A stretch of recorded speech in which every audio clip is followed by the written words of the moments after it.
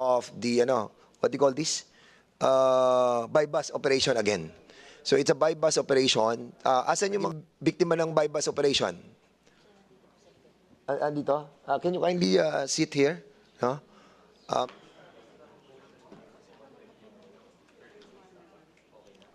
Ma'am, please raise your right hand.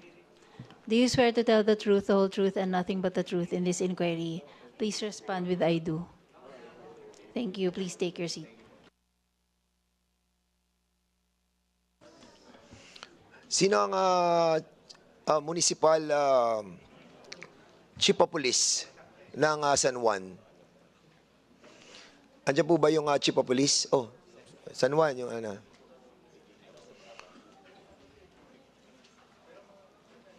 Please sit down.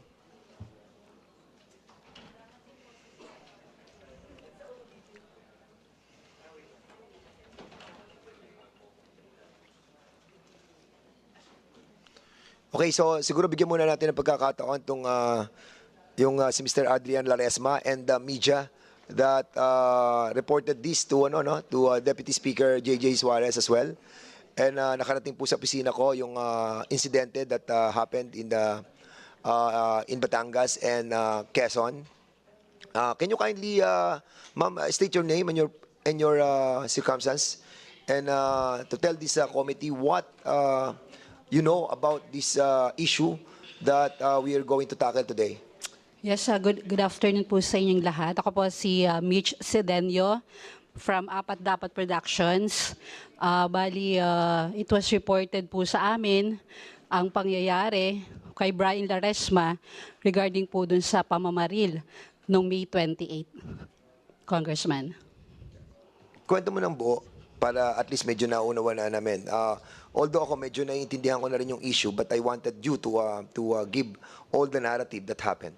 And at the same time, noong May 30, pumunta po kami sa police station ng San Juan na Municipal Police Station para po makakuha sana ng spot report, ng journal, ng nasabing krimen. But then, wala daw po si COP Lintag. That time, nasa recognition day daw po nung anak. Tapos, umalis po kami that time bilang media po kasi kailangan po namin ng mga report. On the second day, bumalik po kami. Wala pa rin po si COP. Ang sinasabi po ay, yun pa rin po, na doon po sa graduation ng anak. So in other words, kasi hindi pa natin naintindihan masyado yung istorya nung nangyari, no? So I will be letting the regional director to tell us the whole story of what transpired doon sa I think sa San Juan, Batangas and sa Chaong, Quezon. Doon sa supposedly bypass operation that was contacted by the group, no? But there is an allegation that there was no bypass operation that happened, no, during that time. And the members wanted to hear the whole story para makita po natin that baka gano'n na naman itong nangyayari. Kaya we recommended a while ago, there's a motion to continue the resolution of Congressman Acop, thereby constituting that we can discuss this issue right now. Sige, Adi. To the Honorable Chairman and members of this Honorable Committee, participants, magandang hapon po muli sa atin. On March 28 at around 7 in the evening, there was reported bypass operation based on the report of the Chief of Police of San Juan Police Station to the Provincial Director of the province of Batangas, which resulted to an armed encounter based on the report, and unfortunately, this bypass operation resulted to the death of the suspect, alias Balot. As for the action taken by the Police Regional Office 4A, I immediately instructed the chief of the RIAS 4A to conduct a motu proprio investigation, which in turn directed the PIAS of Batangas PPO. And likewise, I also called the attention of the provincial director regarding the incident, and same was reported to me, Your Honor. I also instructed the provincial director to conduct a parallel investigation regarding the incident. After a thorough investigation, the PIAS of Batangas PPO recommended that a pre-charge investigation should be filed against the 7 policemen involved in the buy-bust operation, and the filing of a murder case against these 7 policemen in the Lucena Trial Court. The information or the documents regarding the criminal case was already submitted yesterday to Lucena Trial Court, Your Honor. Thank you po. Okay, thank you so much, Regional Director. No? Siguro, pagbigyan po natin na magsalita muna yung Chief of Police. No? What's the name of the Chief of Police of San Juan? Can you kindly state your name?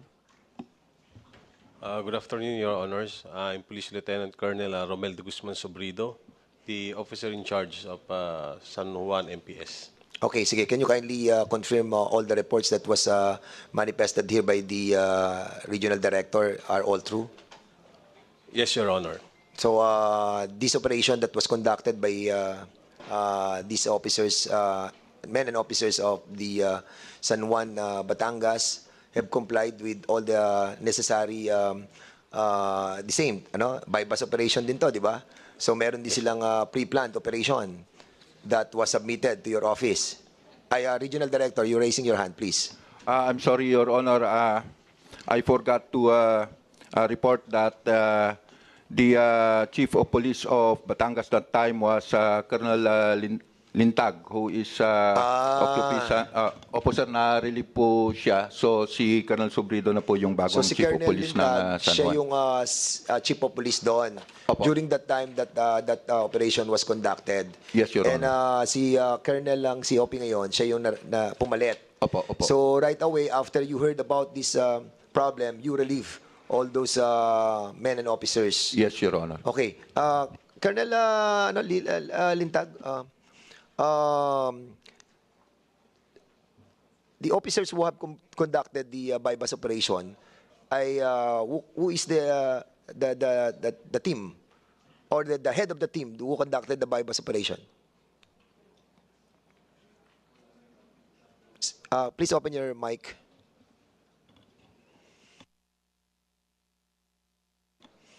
Pakipaltan mo na lang ng mic na sa kalapit. Ayan, go ahead, yan na.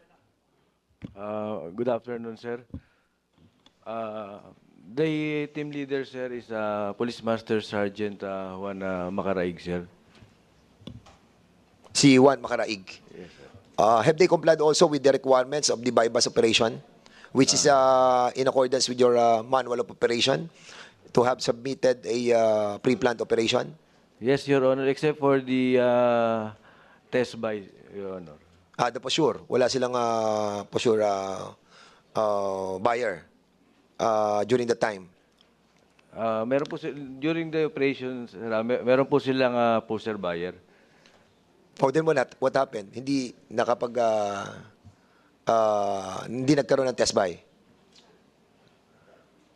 Wala pong test buy, pero yung buy ba, sir, nangyari po. Nangyari yung buy bust. At nangyari to during the time ng anong oras yan nangyari? At around 7 p.m. in the evening, sir, of May 28, sir. 7 p.m. And 6 officers were involved, yung 6 na to.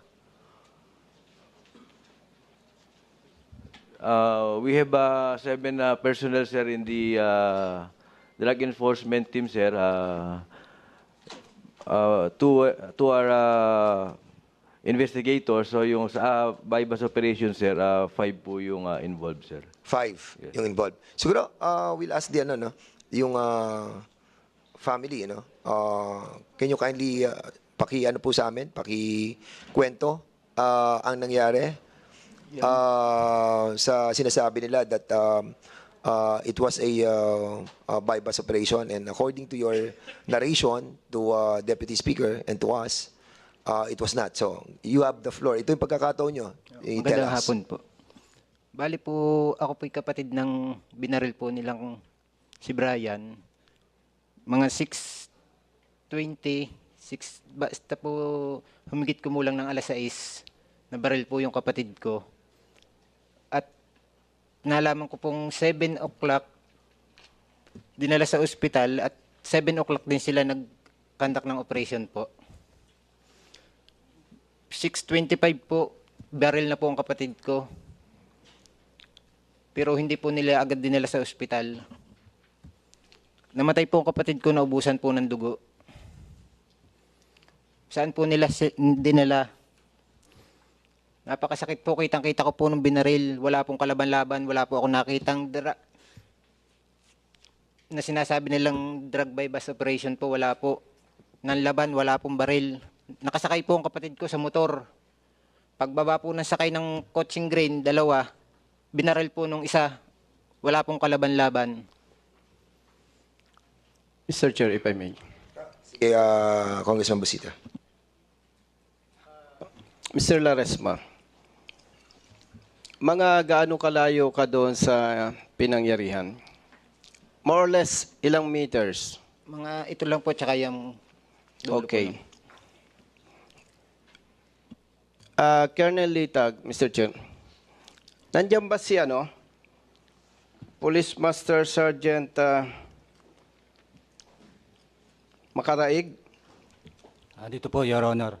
Mr. Chair, pwede ba kay Mr. Police Master Sergeant Makaraig? Nandiyan ba? Yes, andyan. Sige, you can ask question, Congressman Busita. Ilan yung operatives do sa insidente na yon? Bali po ay 5, Your Honor. 5. Sa out of 5 members, operatives, may kasama ba kayong policewoman? Wala. Meron po, Your Honor. Okay. Thank you, Mr. Chair. Mr. Laresma, sinabi mo na binaril yung kapatid mo. Opo. At sinasabi mo sa committee na to na malapit ka lang. Tama? Opo, malapit po ako. Doon ba sa nakita mo, ano ang bumaril? Lalaking pulis o babaeng pulis? Sa pagkakalap ko po, tomboy po siya. So, babae. Babae po. Mr. Chair, nandiyan po ba si Police Staff Sergeant Michi Perez, yung nag-act as pusher buyer? Your Honor, andito po. PSSG Michi Perez, Your Honor. Pwede ka bang tumayo, Police Staff Sergeant Michi Perez? Mr. Laresma, sabi mo, babae yung bumaril sa kapatid mo. Opo. At base sa team leader, isa lang yung kasama. Opo. Yan bang policewoman na yan ang sinasabi mo? Siya po, sigurado po ako. Okay, thank you, Mr. Chair. You may take your seat, Police Staff Sergeant Michi Perez. Michi Perez, base doon sa report na nakarating sa Regional Director ng Police Regional Office 4A, General Lucas, ikaw ang nag-act as pusher buyer, tama? Yes po, Your Honor. Nagkaroon ba ng bentahan? Wala. May bentahan po, Your Honor. So, nakabili ka? Yes, Your Honor. Nandito rin sa report na nakita mo, allegedly, na may firearm. Nakabukol. Itong nasawi, tama? Yes, Your Honor. Paano mo nasabing may sidearm siya? Paano? Sir, nakabukol po dito sa may bandang harap na kaliwa nung bewang niya, sir. Bandang kaliwa, may nakabukol. So, nung makita mong may nakabukol sa gawing kaliwa niya, anong ginawa mo? Sir, nag-iingat na po ako, sir. Medyo baka, sir, firearm, sir, yun eh. Anong nakita mo, anong ginawa mong pag-iingat? Sir, standstill lang ako kasi, sir, baka makahalata na intel operative ako. Baka putukan agad ako, sir. Sabi mo, baka makahalata. Pero sabi dito sa report sa regional director, nakahalata yung biktima. Ano ba ang totoo? Nakahalata o baka mahalata? Sir, doon sa report po, Your Honor, nakahalata yung si Brian Laresma, sir. O, sige. Nung bumaba, sir, yung mga kasamahan ko na operatiba, sir. Okay. So, So, clarification lang, Congressman. Maputo lang kita kasi medyo naligaw ako doon. If you will allow me, Yes, Mr. Chair. Kapraso lang. Yung bang pangyayaring yun, RD, saan ba nangyari yung incident nung barilan? According po sa report is sa may boundary ng San Juan and Chaong, Your Honor. So sa tulay, Tama. di ba may breach doon? Yung boundary? Yes, Your Honor. So sa bridge nangyari yung barilan? Yes, Your Honor, sa may tulay po. So kung sa bridge nangyari yung barilan, so yun ang inoperate nyo, sino to? Si Michi Perez. So doon talaga yung tagpuan ninyo. Yes, Your Honor. So nung nandun na kayo sa area, ilan sasakyan ang nakatigil doon sa bridge? Bale, sir, yung sinasakyan ko pong motor, at saka, sir, yung naka-position namin na nakasasakyan na 4-wheel, sir, yung Vios, the green. Bale, sir, dalawa yung sasakyan. Pero magkalayo, sir, sila nung So katext mo si Laresma. No, Your Honor. Paano ka nag-post sa kanya na bibili ka? Your Honor, Paano mo siya na-contact? humigit kumulang, Your Honor, 640 ng... Hindi, tinatanong kita, paano mo na-contact si paano mo siya nagsabi, paano mo nasabi na, magkita tayo dito sa tulay kasi bibili ako ng droga. Your Honor, yung confidential asset po yung kausap niya. Hindi, Balik, paano nga kayo magkikita doon? Paano mo siya na-contact? Kasi po sure ka, di ba? Yes, So, sir. siyempre, may contact ka doon para sabihin na, sige, magkita tayo dito, bibili ako. Parang gano'n, di ba? O, paano mo siya na-contact? Sir, ito, yung confidential asset po namin, yung alpha namin po yung kausap niya. Bali, sir, nung kausap niya, ibinigay na, sir, niya yung description ko, sir. Yung suot ko. And then kasi sabi niya, nung ni Brian, na pupunta na siya doon sa Mr. area. Yes, Congressman, ako please. Sa dami na ng inimbestigahan natin na illegal buy bust, may participation palagi ng confidential agent. At yung confidential agent na yun na nagtuturo doon sa subject na buy bust operation. May I ask, Mr. Chair, pwede ko bang tanungin yung si Madam Michi? Sino po yung confidential agent po ninyo?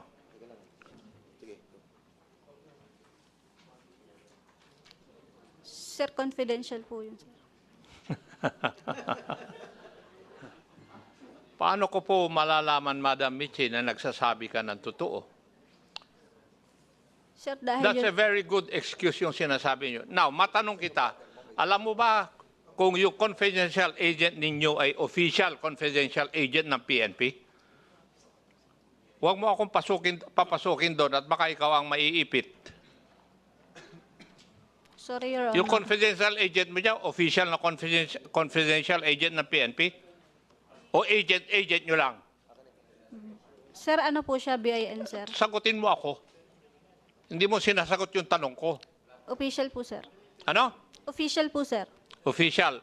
Nakalista sa official agent ng PNP. Baka hindi mo alam ang ibig sabihin nung nakalista sa official agent ng PNP. I do not know kung na-assign ka na sa intelligence unit ng Philippine National Police.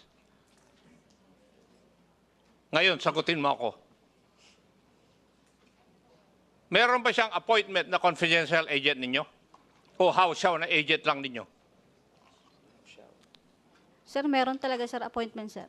Mr. Chair, may I request whoever is in possession of that authority that he or she is a confidential agent be submitted to this committee? Yes, we'll be Because asking if for that. she is found lying, eh, kagaya ni Honorable Paduano, papako-cite in contempt ko rin siya. Yes.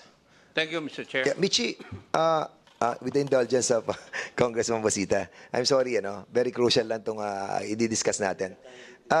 Michi Perez, may we remind you, again, lagi namin sinasabi to, binibigyan namin ng pagkakataon.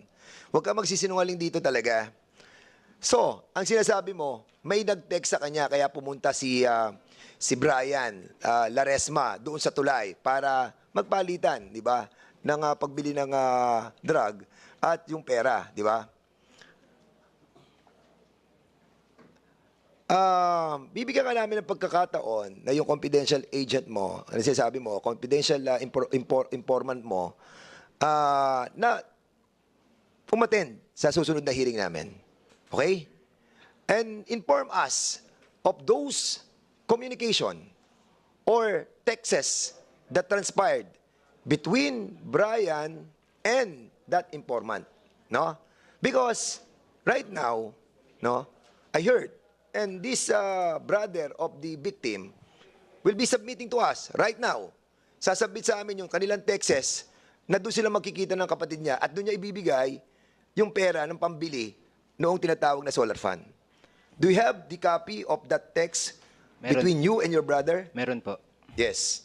So, Michi, if I see this communication between him and his brother, na doon sila makikita sa tulay na yon, at hindi mo maipadadala sa amin yung informant mo na nagsasabi na si Brian at yung informant ay makikita doon sa tulay na yon, then we will be citing you in contempt. Now, we will give you a chance, Michi. Ibigay mo sa amin right now kung sino yung informant mo, and then we will be asking him or her to be in here. And you, Mr. Laresma, kindly submit to us yung dokumento na nagte-text ikaw at ang brother mo. Congressman Busita, now you have the floor. Thank you, Mr. Chair. Sergeant Perez,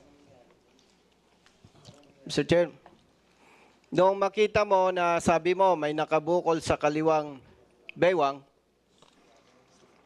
ano yung ginawa mo?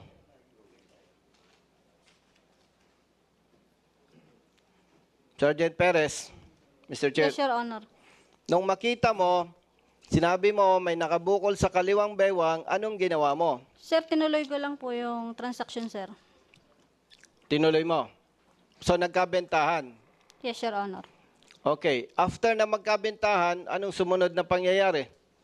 Sir, yung sa nag-pre-arrange, pagkaabot ko, sir, nung basura, sir, nag-pre-arrange signal na, sir, ako. Okay. Doon sa report, lumalabas may 3 putok eh. At ngayon, sinasabi na Mr. Laresma, ikaw ang bumaril doon sa kapatid niya. Now, doon sa 3 putok, may pinutok ka ba o wala? Meron, sir, isa, sir. Isa. Sinong unang pumutok? Si Brian Laresma, sir. Ano ang gamit niyang baril? Caliber 38 po, sir. Anong distance mo kay Mr. Laresma doon sa namatay? More or less, sir, 5 meters. 5 meters. So, kung sinasabi mong 5 meters, familiar ka ba sa 5 meters? Pwede ba, Mr. Chair, tumayo si Sergeant Perez? Gaano kalayo yung 5 meters? Diyan sa harap mo, ituro mo. Sige, gaano kalayo? Alin dyan? Yung edge ng table? Yes, sir. Yung edge ng table? Ito, sir, table to na. Yung tapat ko, sir, at saka yan, sir. Gusto mo bang, so yung kung tatlo yung putok doon sa report, isa sa'yo, kanino yung 2 putok? Kay Brian po, sir. May anting ka ba? Upo ka lang. 5 meters, hindi ka tinamaan. Tama ba? Tama? Yes, sir. So, nung nakaputok siya ng 2, saka mo siya pinutukan. Tama? Yes, sir. Parang hindi ka panipaniwala yun eh. Kasi naka2 putok muna siya bago ka pumutok, Mr. Chair. Anong height ni Mr. Laresma, yung namatay? More or less, sir, 5'6", sir. 5'6", more or less. Bakit ang tama sa paa? Anong intention mo?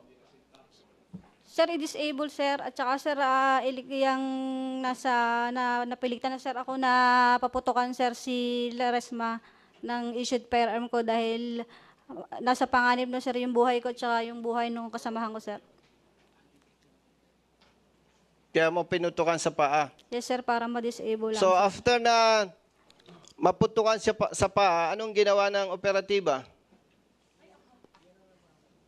Sir, dinala, sir, sa ospital, sir. Dinala sa ospital.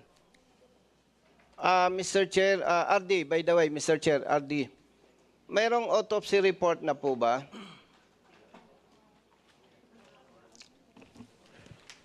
Positive po, Your Honor. Ano daw po ang cause of death ng ano?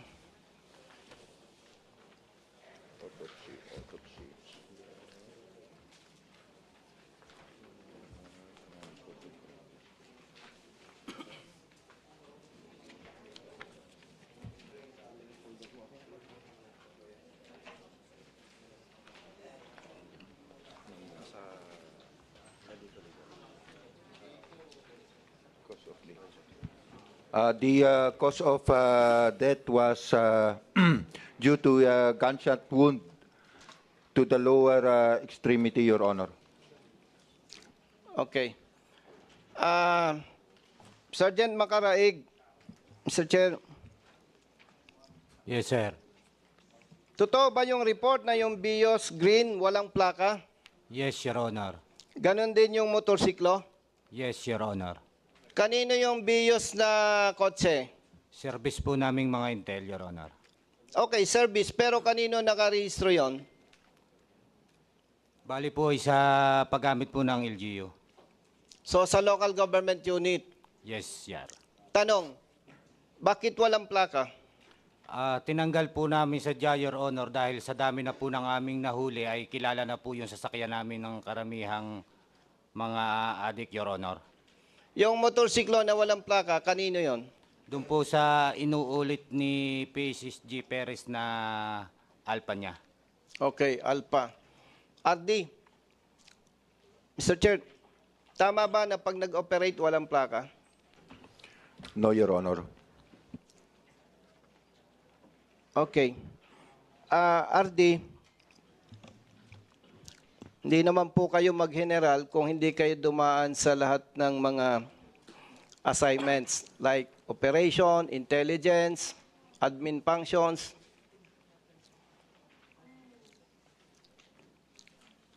Sa inyo po bang investigation, RD, is it armed encounter or not? Based on the result of the investigation, dito sa report po nila, it's an armed encounter, but the investigation shows otherwise, Your Honor. That's why nga po nakapag-file tayo ng murder case sa Lucena, and nagkaroon po tayo ng pre-charge investigation sa admin naman, Your Honor. So, yun lamang po, Mr. Chair. Okay, by the way, balikan ko lang para malinaw, no? Kasi, para malinaw, no? Naintindihan ko naman yung sagot mo, RD. Baka naman di naintindihan ng ating mga kababayan. Para malaman nila yung tama at maling trabaho ng pulis. armed encounter ba yung insidente o hindi po? Based po sa investigation, wala pong armed encounter, kaya nga po nakapag-file tayo ng murder case laban dun sa limang police, Your Honor, and nagkaroon po tayo ng pre-charge investigation being conducted by PIAS, Your Honor. Yon ang maganda sa iyo, RD. Hindi ka konsentidor. Yun ang gusto po nating madinig. Madinig na ating mga kababayan na hindi ka bias. So may kaso na, murder case, itong mga operatiba. Tama po ba, RD? It was submitted, Your Honor, sa Piskalya yesterday, Your Honor. So doon sa mga ibang pulis na nakikinig ngayon, huwag ninyong isacrifice yung karir ninyo, huwag ninyong isacrifice ang future ninyo, huwag ninyong isacrifice ang future ng pamilya ninyo. Gawin nyo yung tama. Yung nakasanayan yung mali, talikuran na ninyo.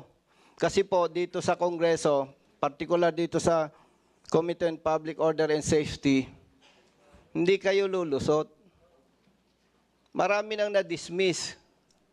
Marami nang nakulong. Pag hindi kayo nagbago, sunod-sunod kayo. Si General ako, pareho kaming retired police. Mahal natin yung PNP. Pero kailangan natin, mas mahalin natin yung ating mga kababayan. Public service. Yun lamang, Mr. Chair. Maraming salamat po. Thank you so much, Congressman Busita. Before I recognize Congressman Acop, and that's the very reason why we continue resolution number 776. Dahil itong resolution 776, ano lang to Region 4A lang to And prior to this, we have already a motion that was moved by Congressman Erwin Tulfo to extend, di ba, yung sa ibang region. Kasi mukhang napapansin namin na ginagamit talaga ang bypass operation to conduct criminal activities. And this committee will never allow such thing to happen. Kaya, ito nga, babala to sa ating mga kapulisan, no? Ito naman kakaunti lang naman itong mga bad eggs. As always, sinasabi namin, hindi naman to lahat